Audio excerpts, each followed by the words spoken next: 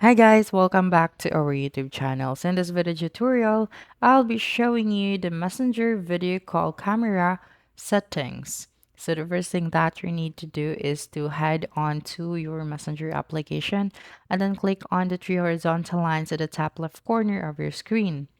Now click on the gear icon or the settings. And then if you're using an Android, you'd not be able to see the camera settings here. But if you're using an iOS, you would be able to see that. So you will then just have to click on it. Now, if you're using an Android phone, so you will then just have to go to your phone settings and then head on to your apps and then click on manage apps. So from here, let's use the search bar to search for our Messenger application and then just click on the app permissions. Okay, and then select the camera.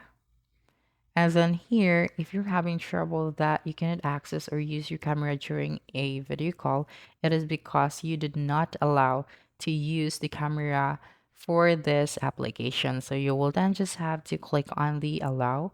And then you can also update your messenger because that would be the cause of the malfunctioning of your application. So just head on to your Play Store and then search for your Messenger application.